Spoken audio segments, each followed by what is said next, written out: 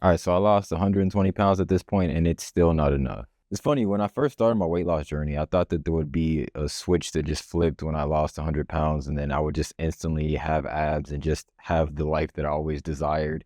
And I've lost more than that now, and none of that shit has happened. I'm still not even close to having abs. But I think that that tells me two things. One, I was a lot fatter than even I thought I was.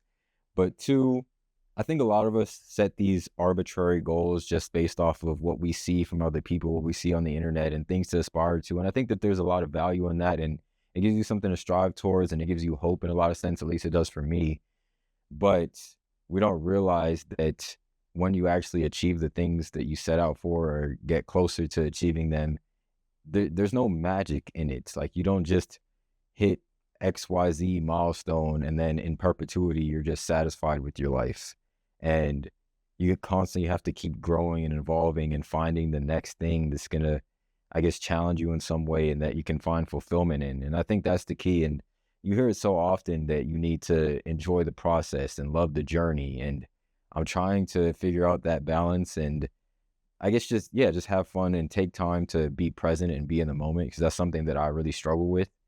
And I'm constantly just in pursuit of things and trying to better my life, better my health, get in better shape and achieve these goals that I have. But it's also difficult because I sometimes get lost in, I guess, pursuit or in the journey itself. And I don't take time to reflect and not only be grateful for how far I have come, but also just enjoy the moment currently and be appreciative of what I have right now. And so it's a weird balance because I do understand the importance of ambition and desiring to want more, but also I do think that it's good to be content and I guess just be low maintenance in general and be happy with whatever your current circumstances are and be adaptable in that way. And I've always been a pretty low key, like laid back guy. I don't need much to be happy. My ideal day is playing basketball in the morning and then just hanging out with friends, eating some food and just yapping, watching YouTube or just talking about whatever. And so, yeah, I've never been into parties or I've definitely never been an adrenaline junkie. I hate roller coasters. So, yeah, I definitely understand the importance of just being grateful and appreciative, but I do really struggle with being in the moment and not having these constant thoughts while I'm doing some leisurely activity of I could be doing this, I should be doing that instead. This isn't productive. And I think that there's only a limit to some like I think everybody has I guess a mental bandwidth limit or there's only so many productive things that you can cram into one day and not every single second of your life needs to be optimized in order for you to be making consistent progress at something. And I'm trying to be better about that because I often have these, I guess, spurts of like going way too hard and eventually burning out and being really overwhelmed and just frustrated with my situation, even though from an objective lens, from an outside perspective, I'm making a lot of progress. If I just feel like it's not fast enough or if it's not happening in the way that I envisioned. Yeah, I guess I just need to be better about accepting that things aren't going to go the way that I planned them to, and that's still okay. And even with in the pursuit of certain goals, the path is going to be different than I planned it to be, and that's also okay. And I think this is just a general life thing, but specifically when it comes to my weight loss journey, like in order to be considered a healthy weight, I still have like 25, 30 pounds to lose. But it's been 7 years now, and it's taken me way longer than I would have ever expected or that I guess most people online would expect. And I beat myself up about it for so long, and I guess I've really stopped doing that over the last couple years, and that's when I've been my most consistent because I've definitely lost weight quickly several times in my life, and I've gained it back every time, or at least a good portion of it back. And just for some quick context, I started my weight loss journey by doing fasting, like multiple days at a time, and basically binge eating in between. Not sustainable, would never go back to it, would never recommend it, but that's what I did. And I just felt like I needed to do something extreme to change my life and start turning my life around. And that's what I chose to do. And for the first time in my life, I saw the scale go down like 15 pounds or something ridiculous in like 4 days. I think I fasted for 4.5 days, my very first fast. And that was actually the longest fast I've ever done. I've never even been able to tie that record. I think the longest I did after that was like 3 or 3.5 days, but I did several 2 to 3 day fasts. I did plenty of those. But the point I'm trying to make is that I eventually ended up running out of willpower and self-hatred. And so that no longer having that fuel, I eventually cracked and ended up gaining back like 50, 60 pounds in a 3 month span.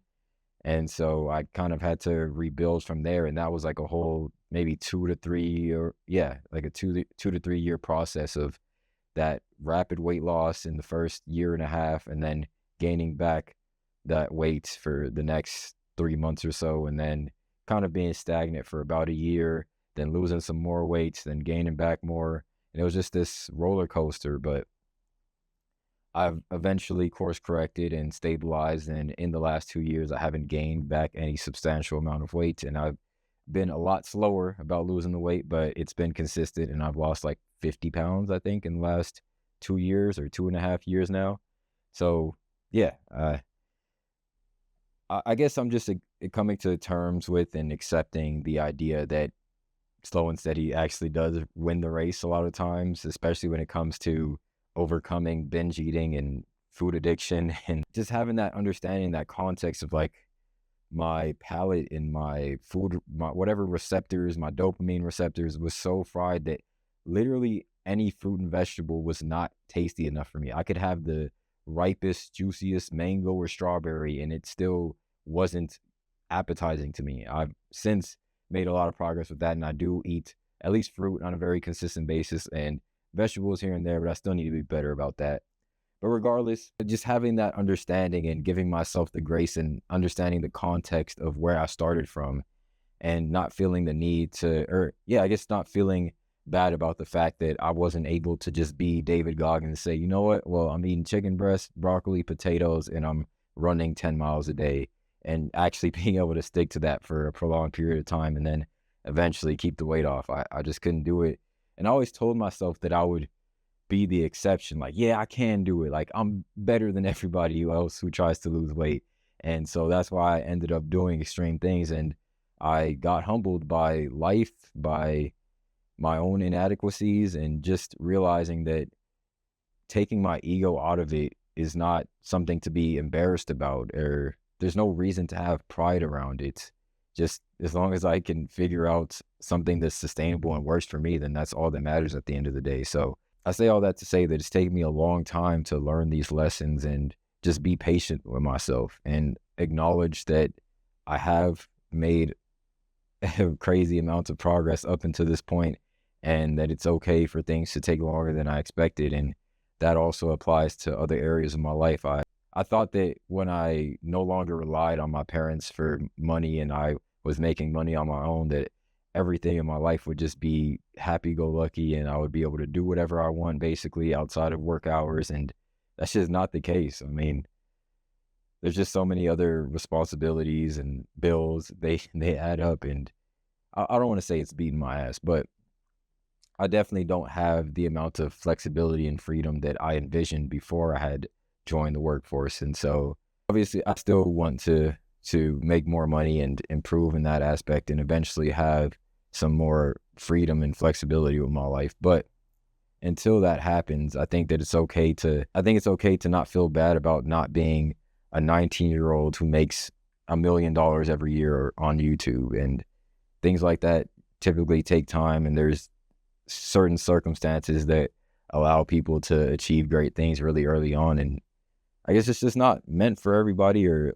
yeah, a lot of people just don't have the access to the same resources or just didn't come up with the same ideas. And it's okay to not have to compare yourself to the extreme outliers. And I think I fall into that a lot of times, and feeling like I'm either behind in life in some way, or that I just haven't achieved what I should by this age. I'm 26. And I know that's not old, but still, I just have this feeling that I should have been doing better in life by this point. And I don't know exactly where that comes from, other than the internet and seeing people who have 12 packs and drive Ferraris. So yeah, I think I just need to stop comparing myself to that and realize that most people's lives don't look like that, and those are extreme outliers, and I shouldn't feel bad about not having that level of success. And also, success is subjective. Like, there are certain metrics like fitness and certain financial metrics that are pretty objective, but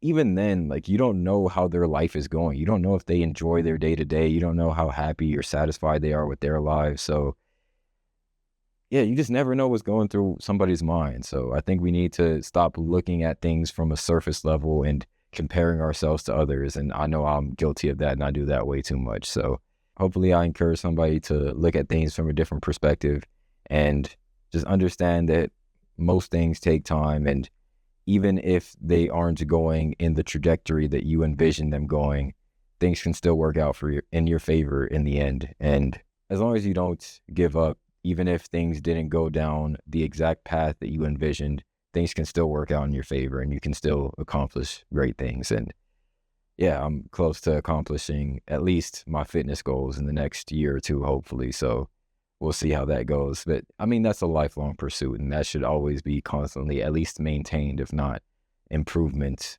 or constant improvement. I think that's enough yapping for now. I'll see y'all next time.